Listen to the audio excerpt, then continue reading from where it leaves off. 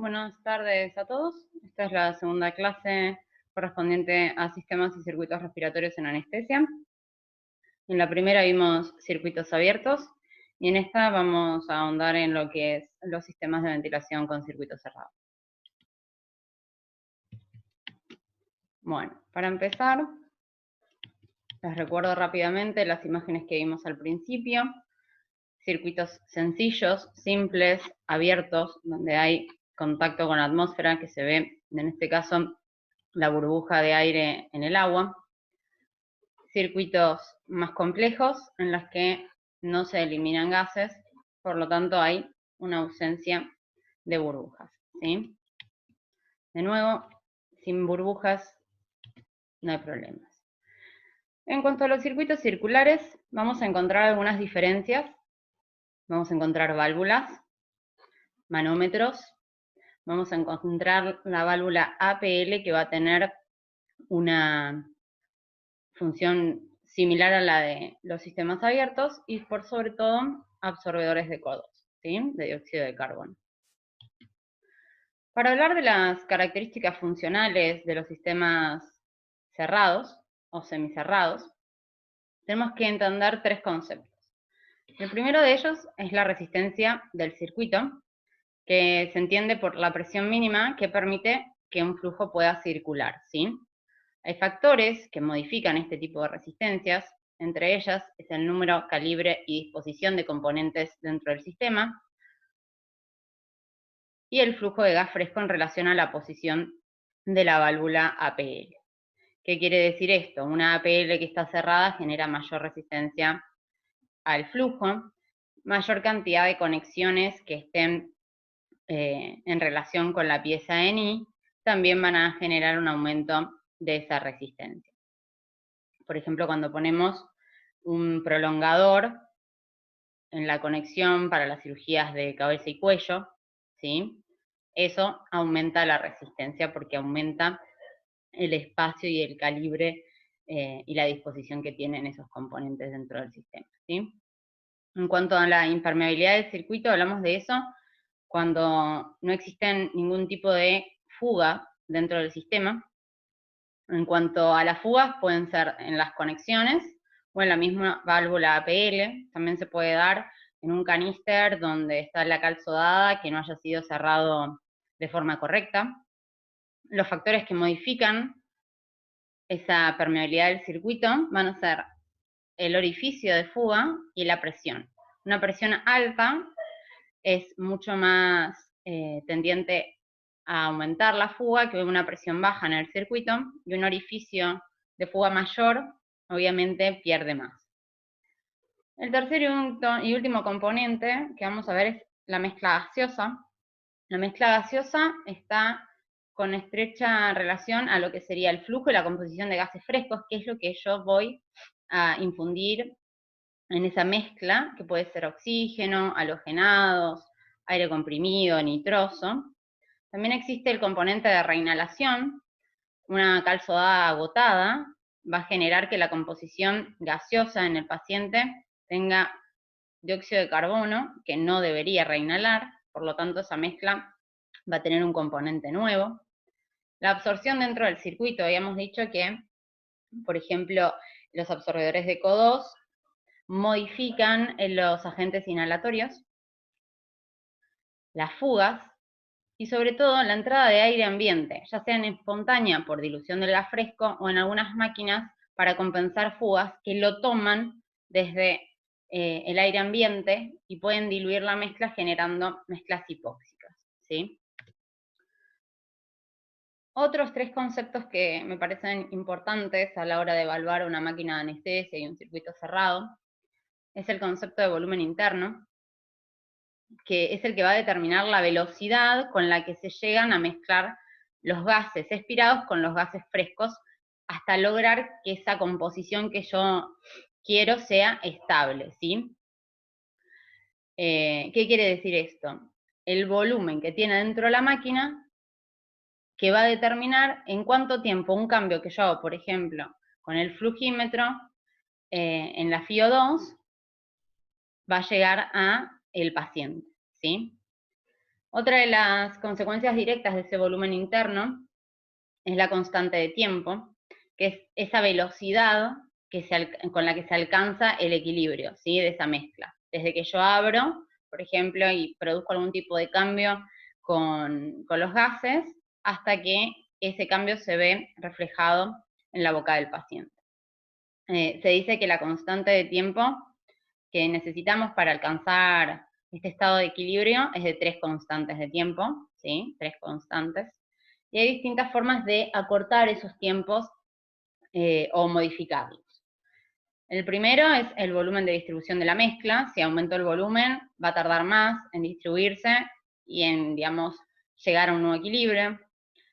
El flujo de gas frescos, cuando nosotros queremos despertar a un paciente, queremos asegurarnos de lavar bien, por ejemplo, el sevoflurane del circuito, ¿qué hacemos inmediatamente? Aumentamos el flujo de gases frescos. Al aumentar el flujo de gas fresco, la constante de tiempo se va a modificar y se va a hacer más rápida. Por lo tanto, este factor es el que usamos a la hora, por ejemplo, de despertarlo, ¿sí?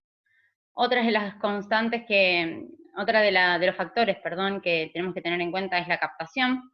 La captación, por ejemplo, a nivel del absorbedor de CO2 o la captación alveolar.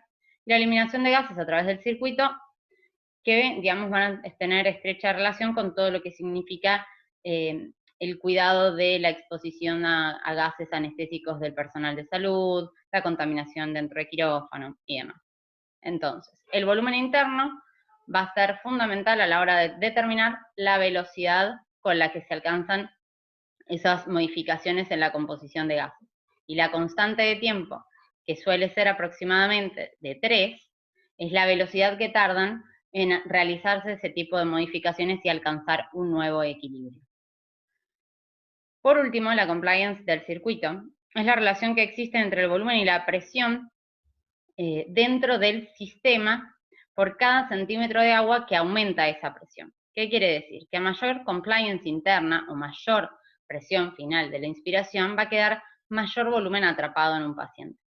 En la clase de Zoom les voy a mostrar un par de ejemplos para que se queden tranquilos. La cuenta es muy sencilla y es fácil de entender, pero a grandes rasgos lo que podemos decir es que cuando la compliance interna del circuito es de 5 mililitros sobre centímetros de agua con una presión teleinspiratoria de 20 centímetros, implica que ese circuito va a atrapar 100 mililitros de gas fresco. Esto es muy importante tener en cuenta, más que nada para pacientes pediátricos, en donde un volumen, por ejemplo, de 100 mililitros es muy, muy grande para ellos y se puede hipoventilar al paciente sin saber.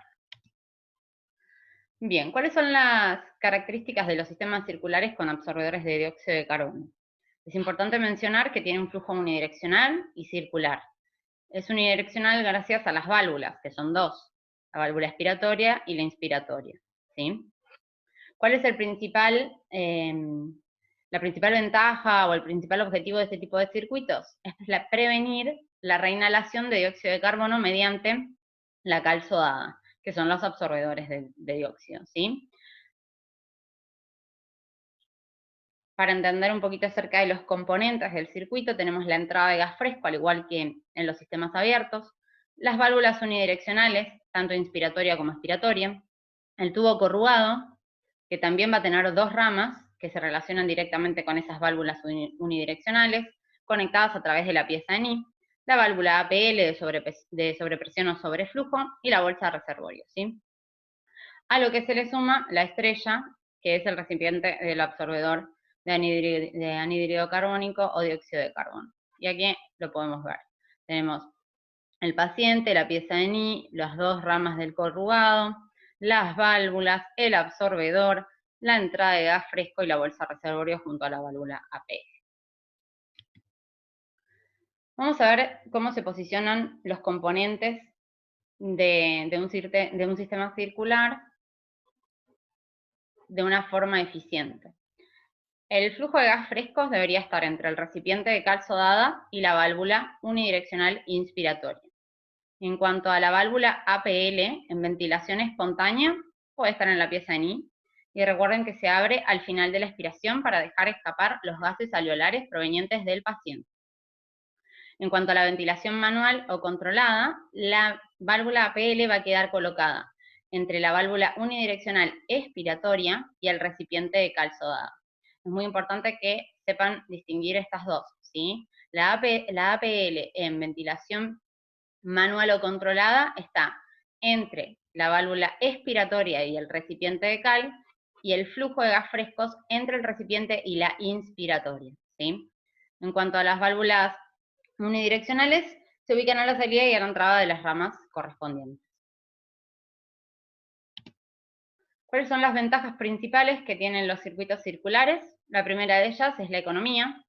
Al permitir usar flujos más bajos, tenemos una reducción de costos porque se utiliza muchísimo menos inhalatorio. Ecológica, por una disminución de contaminación del quirófano y del aire ambiente. Reemplazo de óxido nitroso por xenón, que se está usando bastante, no en Argentina, pero se está viendo que el xenón es una nueva alternativa, porque el óxido nitroso daña la capa de ozono. Otra de las ventajas que habíamos visto en los circuitos abiertos, que solo podía ser vista desde el circuito de Bain, es la humidificación y calentamiento de gases, que es algo característico de los circuitos cerrados, ¿sí? Los circuitos abiertos no podían otorgarle humedad y calor a los gases inspirados, excepto el tubo de Bain. Y en los sistemas circulares, esto se da cuando se utilizan flujos bajos, anestesias de larga duración, y sobre todo porque el absorbedor de CO2 es lo que, mediante una reacción exotérmica, libera calor, ¿sí? Otra de las cosas que nos permite es realizar la monitorización del consumo de oxígeno, pero esto se hace con sistemas cerrados automatizados o con calorimetría indirecta a través de los analizadores de gases, que en realidad no es de fácil acceso y yo por lo menos no conozco ninguno. ¿Cuáles son las desventajas? Obviamente la complejidad. Tenemos que tener en cuenta que al ser un sistema mucho más complejo, con muchos más componentes, ocasionan un retraso en esos cambios, por ejemplo, de flujo de gas fresco, porque aumentan la constante de tiempo, ¿sí? Sobre todo cuando se utilizan flujos bajos. Un flujo bajo implica que si yo hago un cambio, por ejemplo, en la concentración de inhalatorio, tarde mucho más en llegar al paciente que si yo lo hago a ese cambio con un flujo de 10 litros por minuto, ¿está bien? El monitoreo requiere un elevado nivel de monitorización, se monitorea la capnografía, se puede monitorear también la entrada de gases expirados y la inspirada. En cuanto al riesgo infectológico, que lo vemos mucho ahora en COVID, ustedes seguramente no están yendo a los hospis, pero una de las desventajas que tienen los circuitos circulares es que aumenta el riesgo de transmisión de infecciones respiratorias, pese a la alcalinidad de la cal sodada, que puede tener un efecto bactericida, que se utiliza en este tipo de casos para evitar cualquier tipo de contaminación tanto de la máquina como de infecciones para el paciente. Se utilizan filtros de alta eficacia, pero no todos los tienen. Nosotros